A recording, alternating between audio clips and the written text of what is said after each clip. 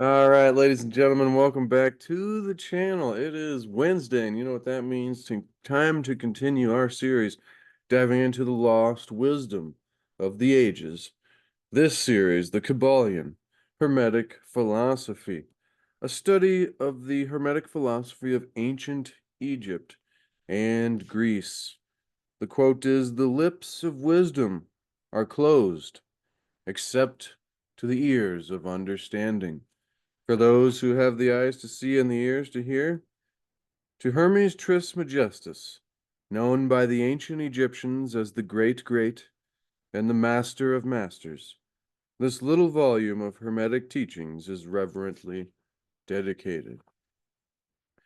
So, we have done on this channel the entire book of the Hermetica in a series looking at the lost wisdom of the pharaohs and the figure of Hermes Trismegistus and the great mythical teachings that come to us from the ancient world that has influenced some of the finest minds in the times throughout history, namely the Renaissance.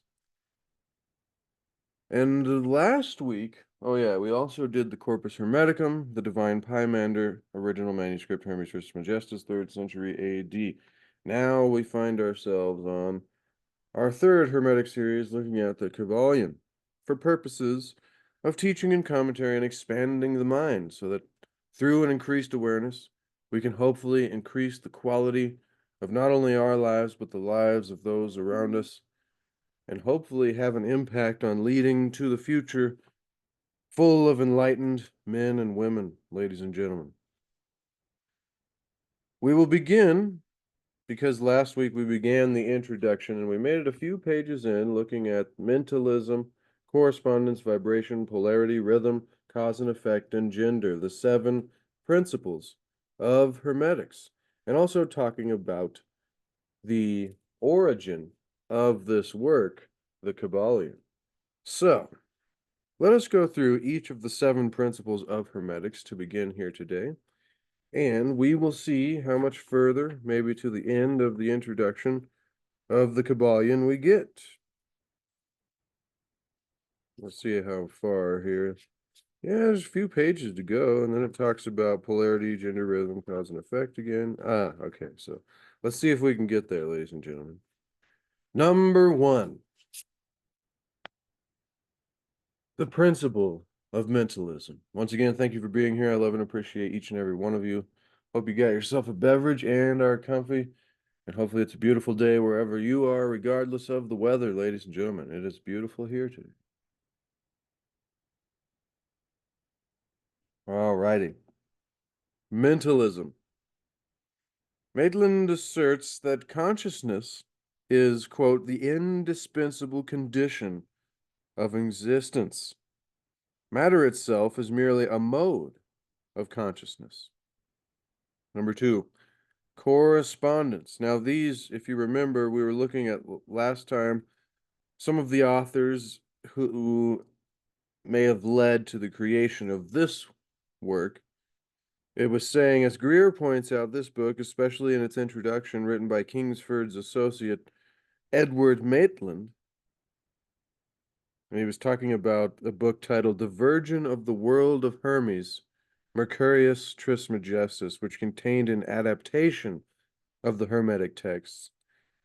And this adaptation, its introduction, written by Kingsford associate Edward Maitland, offered these parallels for the Kybalion 7 principles. And so these are parallels to the Kybalion 7 principles, still around the same idea. Maitland writes for number 2, the principle of correspondence.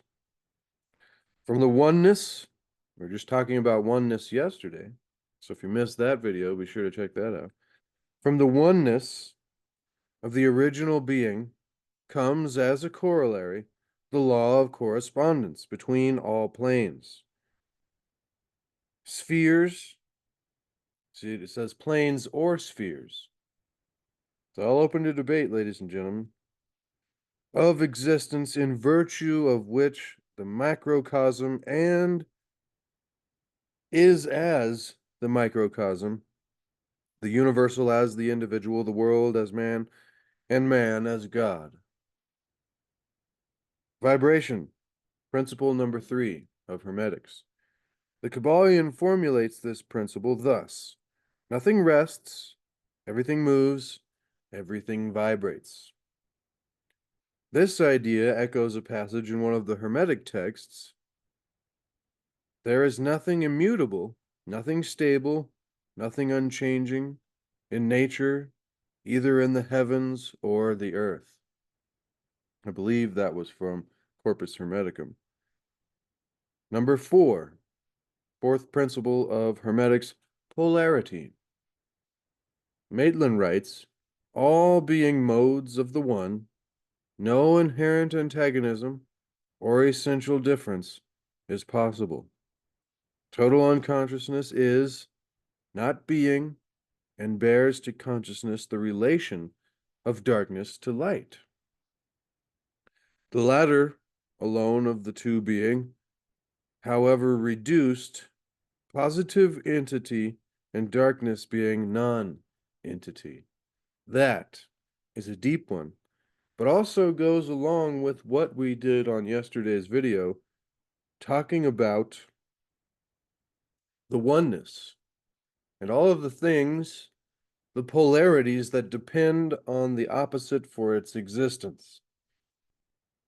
So the darkness being dependent on the light and vice versa.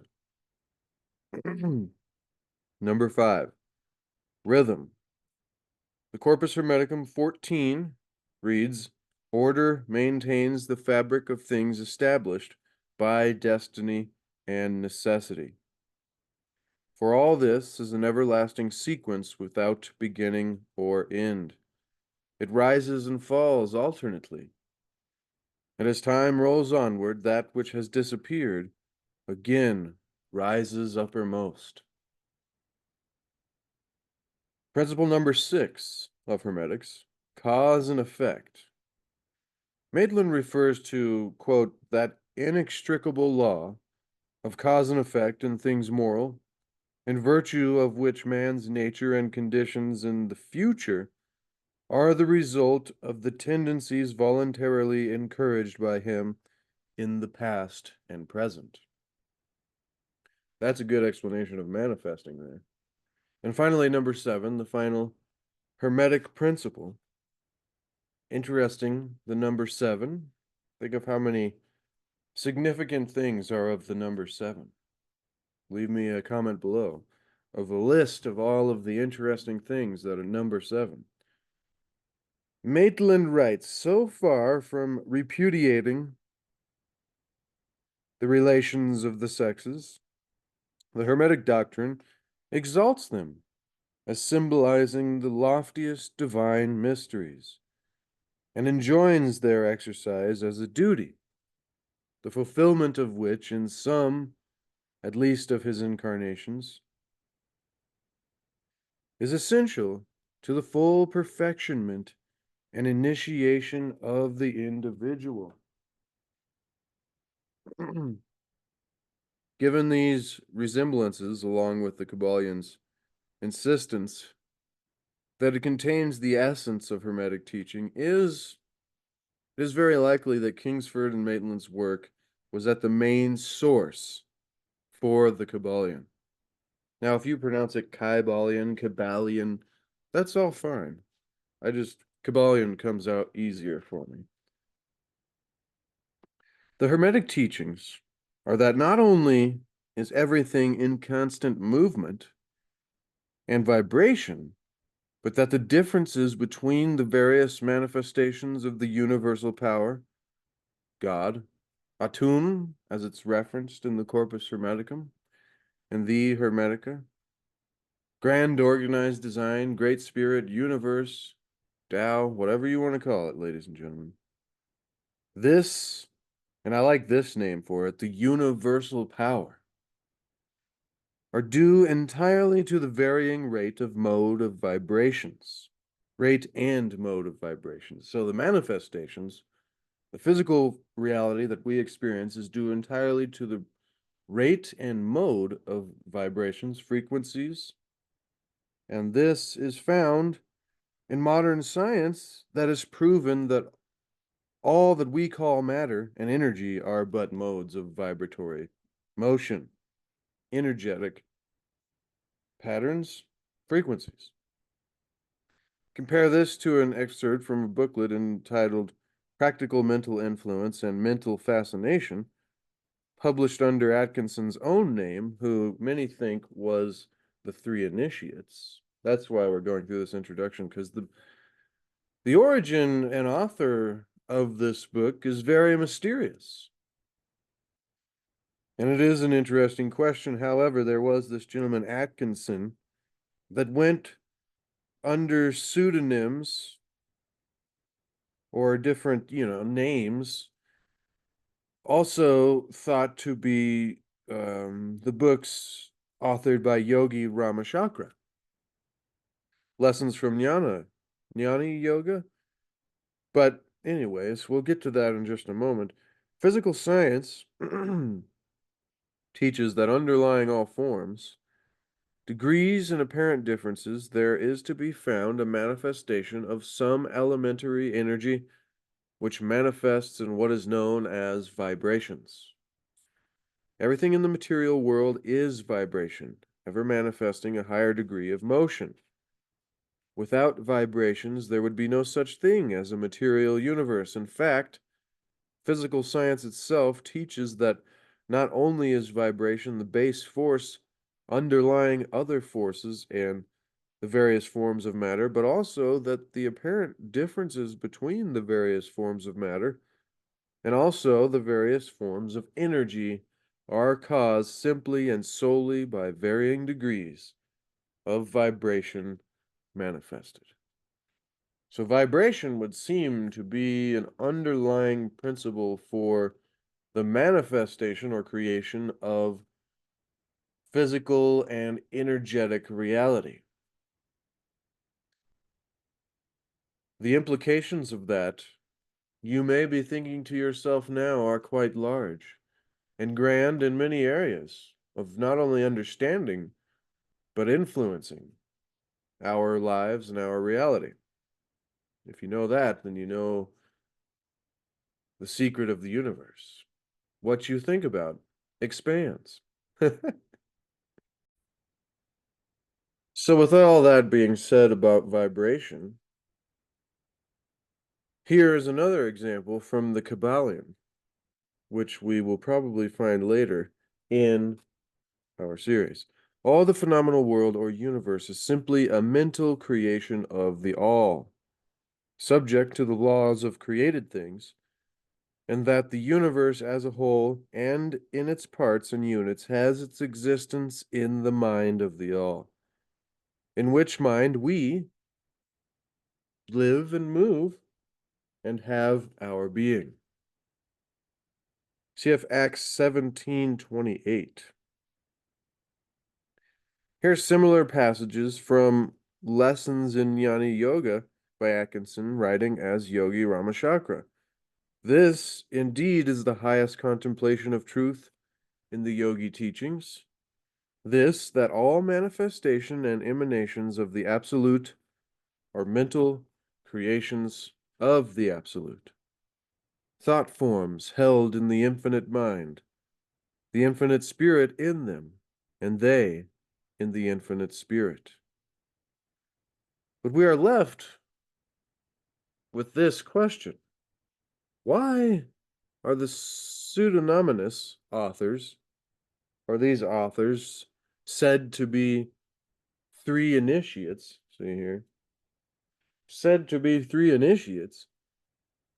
Was Atkinson collaborating with anybody else? If we're given this pseudonymous name, said to be three initiates rather than just his other pseudonym, Yogi Ramachakra, which is a single individual. If we go by the hypothesis that I have sketched out above, the answer becomes apparent that Atkinson wrote the book by himself, but he wanted to acknowledge his debt to Kingsford and Maitland. They were the two other initiates, quote unquote.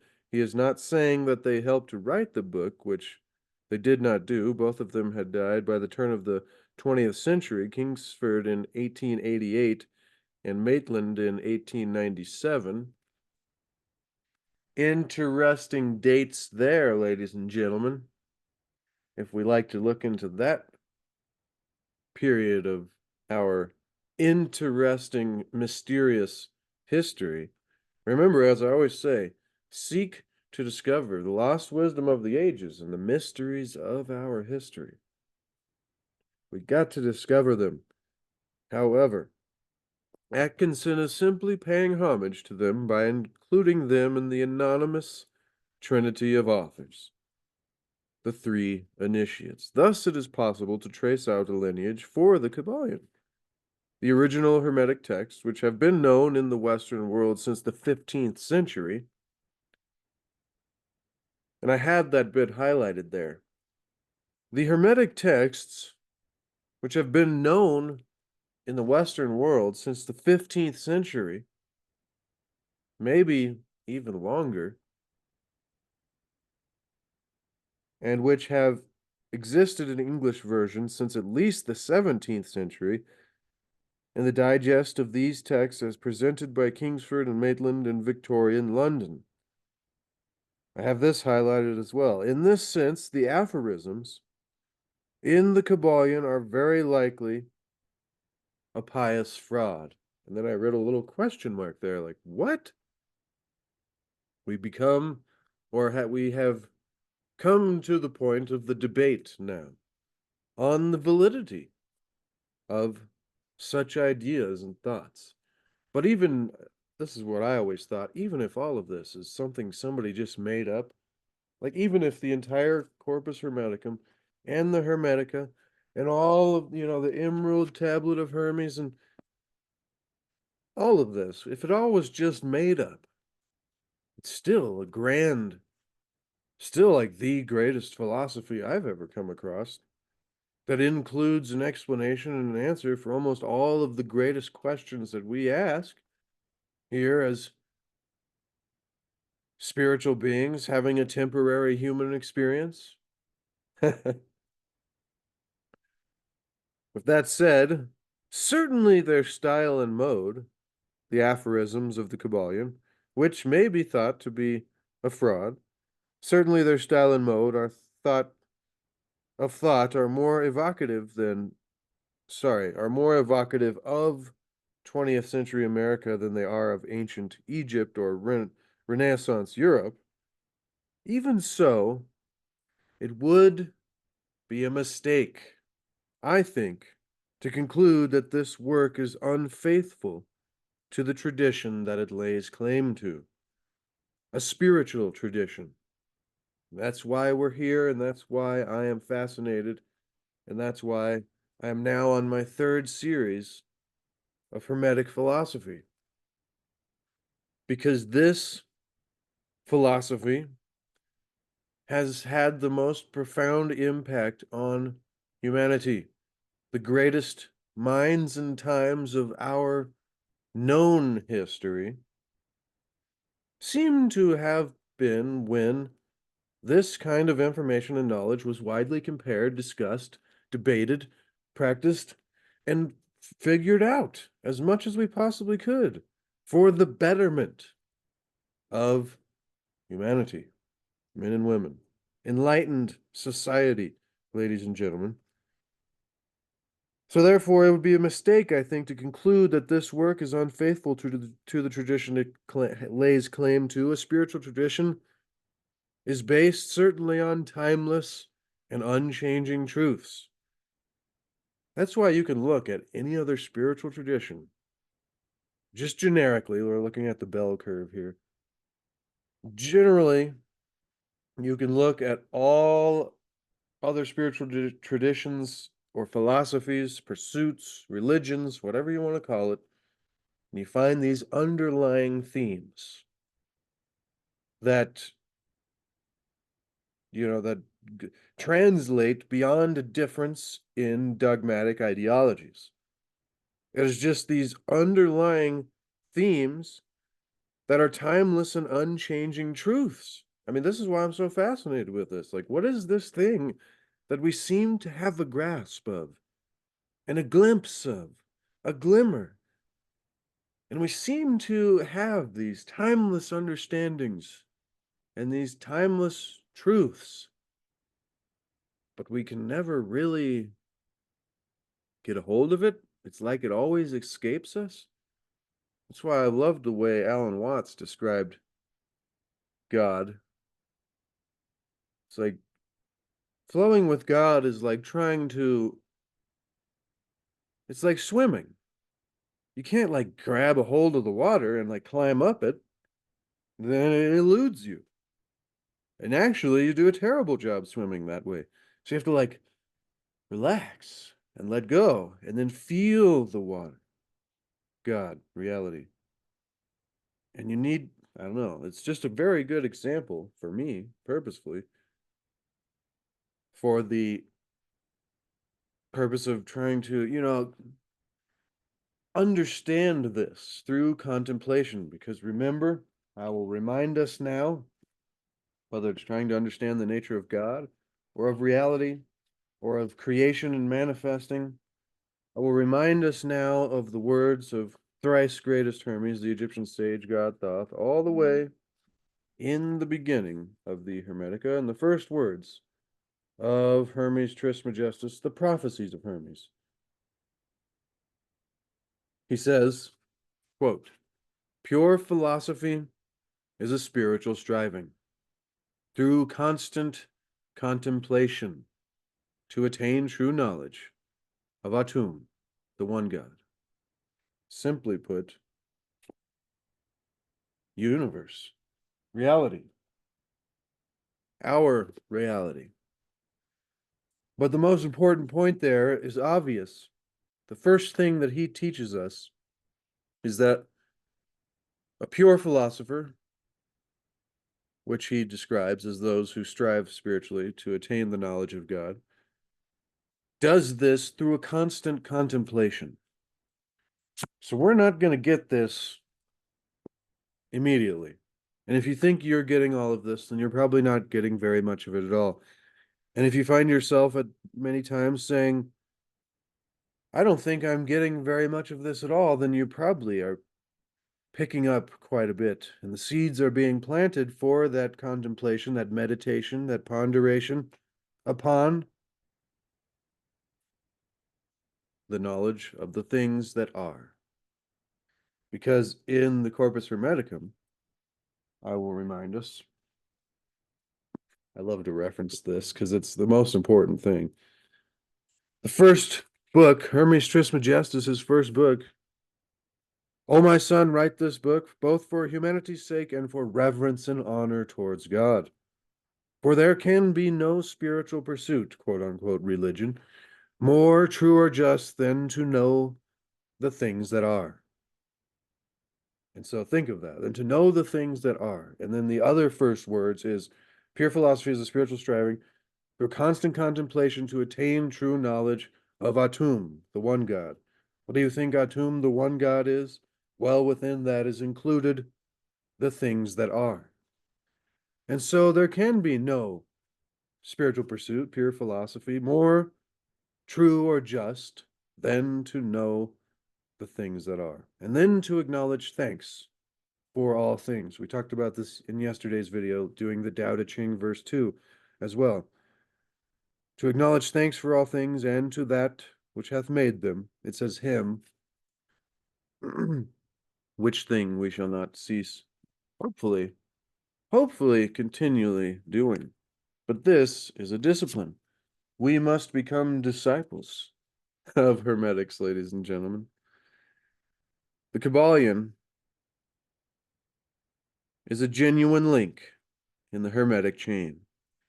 It goes back to what was being said there before, though, that got me off on those tangents. A spiritual tradition is based on certainly timeless and unchanging truths, but the application to which these truths are put will vary from age to age, in accordance with that age's need. Do we find ourselves now transitioned from the age of Pisces to the age of Aquarius? And was the age of Aries and Taurus It's interesting to look at these time periods, about 2,000 years long throughout history, and then the astrological ages, and then the Yuga cycles, and how all of that applies, and then the Dark Ages and the Golden Ages, and the miniature cycles of Dark Ages and Golden Ages in between this long cycle, and the Great Year, and where are we, ladies and gentlemen? Do you think we're heading into a new Golden Age? Or do you think we're just coming out of the Dark Age into the Bronze? Metaphorically, of course, looking at the Yuga cycles. If you don't know about the Yuga cycles, I'm surprised you're still listening to this video. But pause real quick. Well, I guess it's a live premiere. After the live premiere, or if you're watching this later, pause real quick and search the Yuga cycles and look at that. It's amazing. However,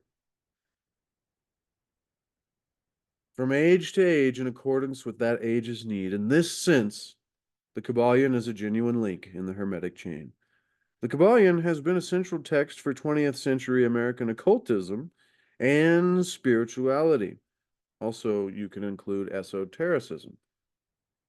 That's probably redundant with occultism. However, the book has been hailed in Rosicrucian and Hermetic circles and in the realm of New Thought.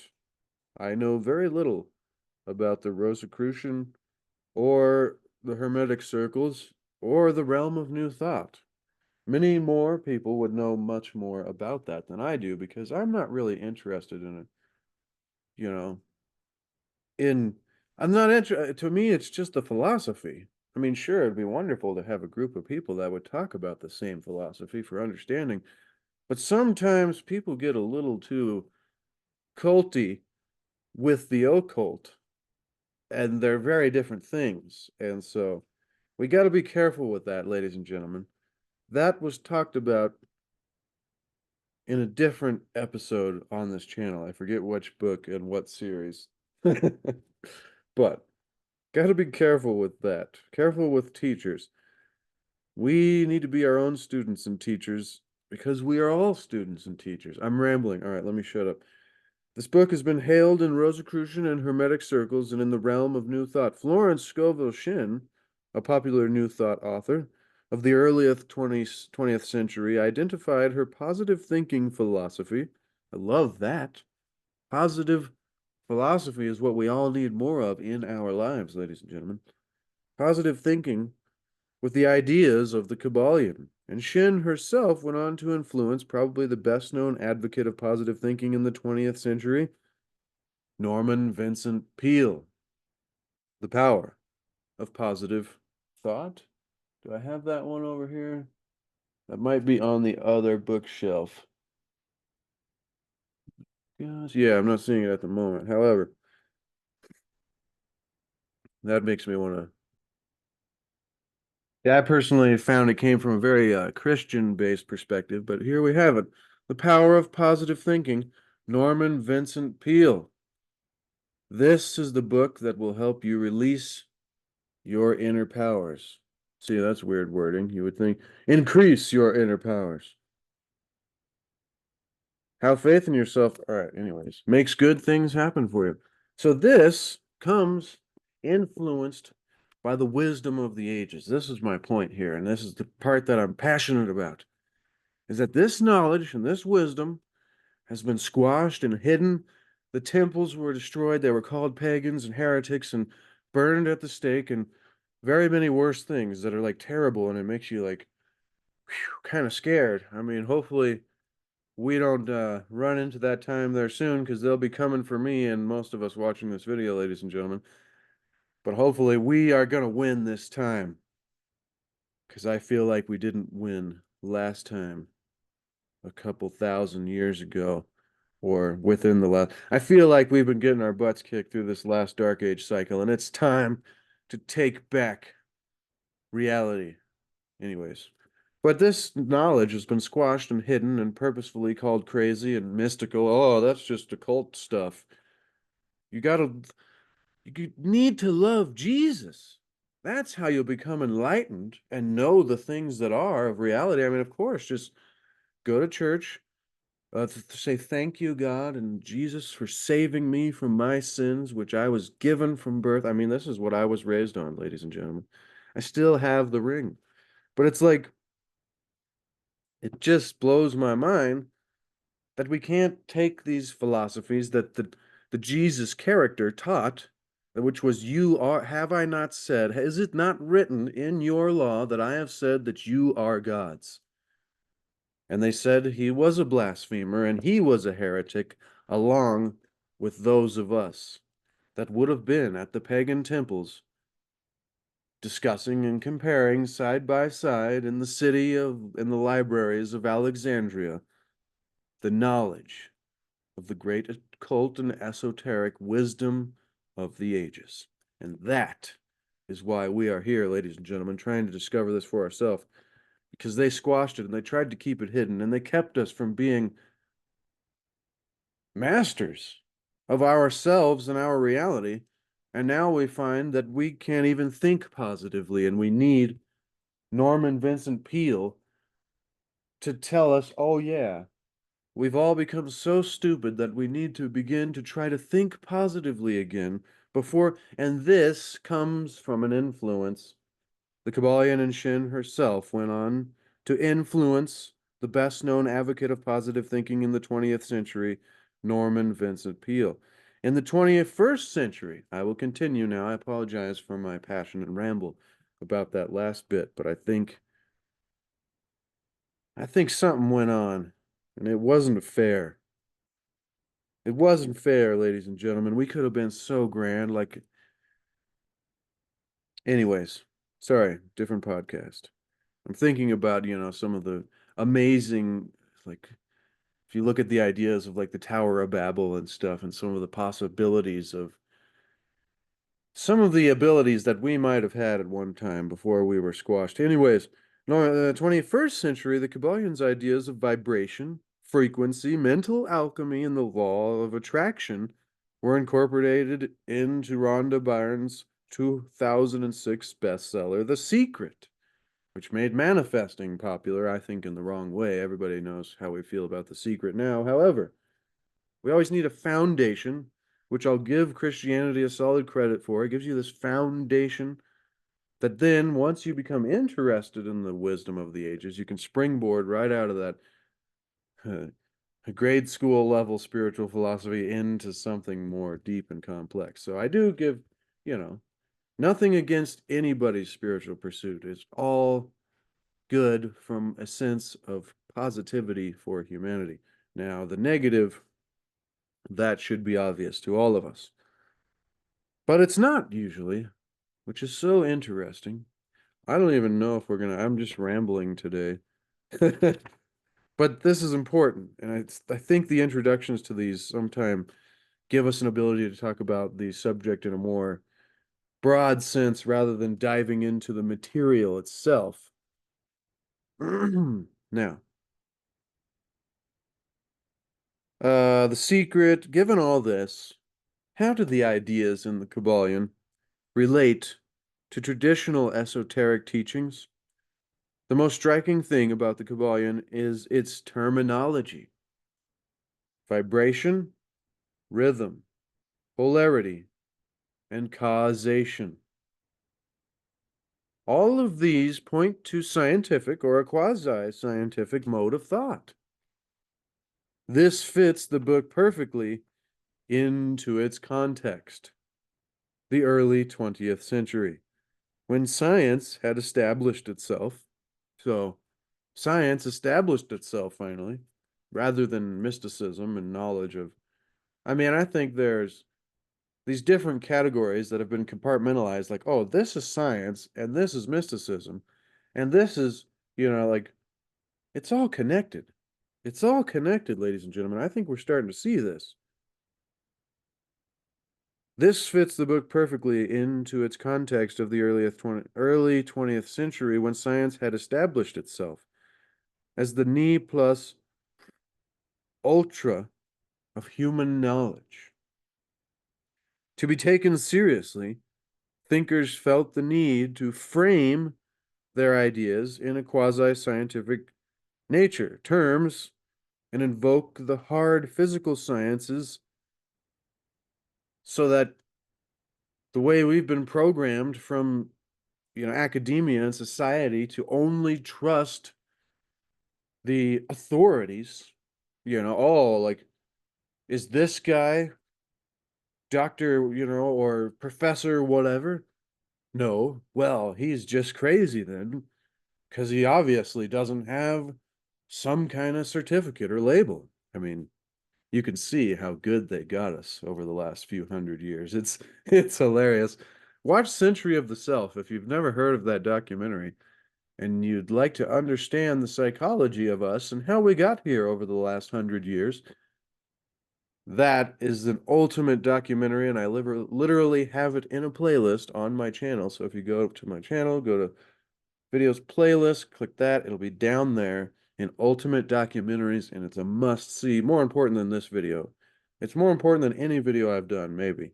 That might not be giving credit to myself, though, which is, I'm a humble. No, the moment you say you're humble, you no longer are. We're just having fun, ladies and gentlemen. This is spiritual philosophy. The whole point of any of this is so we can literally just enjoy our lives a little bit more, knowing a little bit more about reality and ourselves. If we can increase our understanding of the nature of reality, we can hopefully increase the quality of our lives. Given all this, how do these ideas relate to traditional esoteric thoughts? Well, we had it there. Vibration, rhythm, polarity, and causation, which all of these point to a scientific foundation for the minds of those that must only approve of or want to understand things that have been given the thumbs up or the stamp of approval by the leaders of academia. So they frame these mystical ideas in scientific terms to invoke the hard physical sciences in support of these more mystical ideas, non-physical ideas. We have already seen examples in the passages quoted above on vibration, which cite modern science and physical science as authorities. In parentheses here, our own time has its updated version of this. Metaphysical writers will, and we all will all get this because we're here in our own time in the future from when this was written, but metaphysical writers will invoke terms that can relate to quantum physics and relativity, often in garbled and almost unrecognizable forms, in much the same way, so that people that aren't interested in metaphysics but have heard about quantum physics and relativity, and all this, will be like, oh yeah, I've heard Dr. Michio Kaku talking about that. I love Dr. Michio Kaku, though, by the way, but like, oh, I've heard this scientist guy on TV talking about it. So this metaphysical stuff has more credibility to me because I've heard these figures of authority talking about it in this certain way. So this gives it this practice, the book continues, sorry for my extrapolations, but most people appreciate that in the comments anyways. This practice is legitimate, or at any rate, understandable. One naturally wishes to frame ancient and presumably eternal ideas in the terms that will make the most sense to one's contemporaries, our friends, our family, our neighbors, our coworkers. And that, I think, is the key. If we can get everybody to be willing to have an interest in, explore, discuss, compare. I mean, in most workplaces, it is forbidden that you talk about these kind of topics. The nature of God, reality, ourselves, the spirit, the soul, creation, our ability to create our lives on purpose. Maybe we wouldn't be in so many of the workplaces that we are if this was the kind of place and this was the kind of thing that we were focusing on. But as you can see, whoever it is, the powers that be, or they, you know, have done this thing to us to where we are like just discovering now that we're trapped. Holy cow, they built this system. I mean, it works and functions good for the purposes of, I guess, endlessly scaling economies. But I mean, even that's kind of debatable in its purpose or function for the betterment of humanity versus the betterment of individuals. I don't know. See, this is, but you just start. We are going through, ladies and gentlemen, a great time. I know you can sense it. I know most people I talk to can sense it. We are going through a very interesting time, and as the old philosophy goes, or it's a curse or a blessing, may you live in interesting times. We certainly are. All right, let's finish up here. Let's finish up. But it has credited a little noticed effect. Scientific terms and concepts as framed today characterize the entities they discuss as impersonal and inanimate. They are forces, not living beings. In the 6th century, Thales of Miletus, the first thinker to explore the universe in a way that might be called scientific, insistent or insisted that all things are full of gods. Full of gods. No scientist would dare make such a statement today, even if he believed it. The Kybalion, then, is part of a long range trend in Western esoteric thought to move from a world of the personal, from spirits, angels, demons, fairies, into the impersonal, vibration, polarity, causation. Some may automatically see this process as an advance or evolution of thought.